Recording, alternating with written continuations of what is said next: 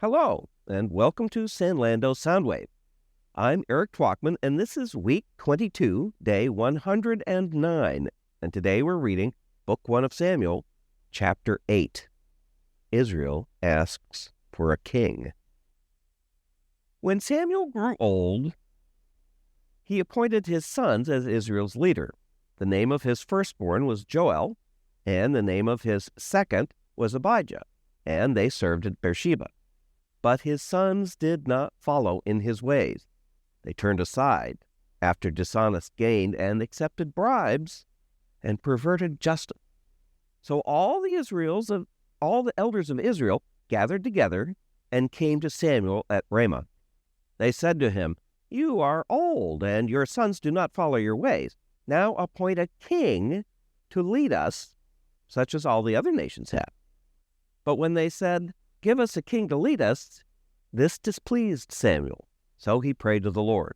And the Lord told him, "Listen to all that the people are saying to you.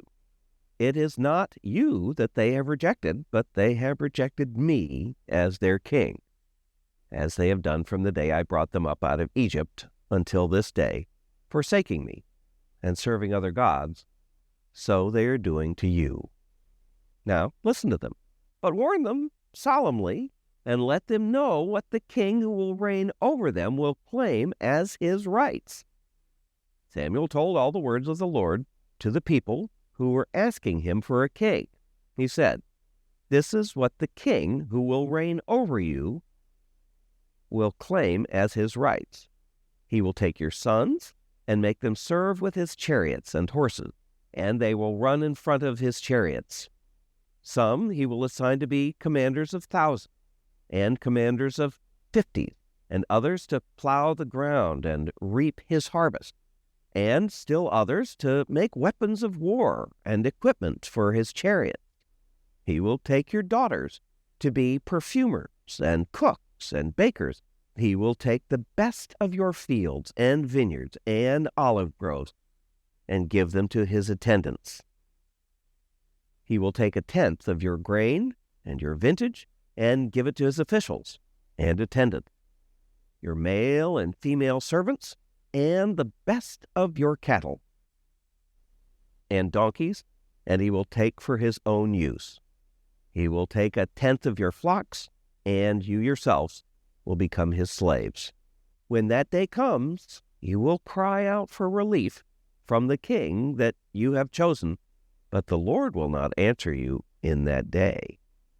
But the people refused to listen to Samuel. "No," they said, "we want a king over us. Then we will be like the other nations, with a king to lead us and to go out before us and to fight our battles." When Samuel heard that the people had said, he repeated it before the Lord. The Lord answered, "Listen to them and give them a king." And Samuel said to the Israelites, "Everyone go back to your town." Now, let's read and reflect on our 7 arrows. What does this passage say? What did this passage mean to its original hearers? What does the passage tell us about God? What does this passage tell us about humanity? What does this passage demand of me? How does it change the way I relate to people?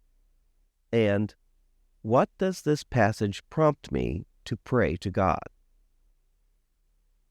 Now let's read the brief devotional about this passage from the book, The 7 Arrows. Another consequence of the ongoing presence of foreign nations in the Promised Land was that God's people were drawn to their practices, not only their worship of false gods, but also to the way they governed their people. The Israelites observed that all the other nations were led by kings. Israel was not. They assumed that it was only a king ruled over them like the other nations, then surely they would prevail over the enemies and have peace. But the absence of a king was intentional.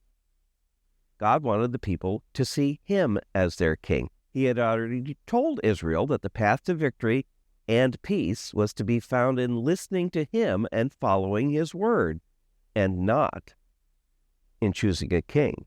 The people insisted on a king, and though Samuel warned them that this was a bad idea, they followed their own human wisdom, and once again rebelled against God's plan. Well, thank you for joining us again today, and we hope to see you again tomorrow.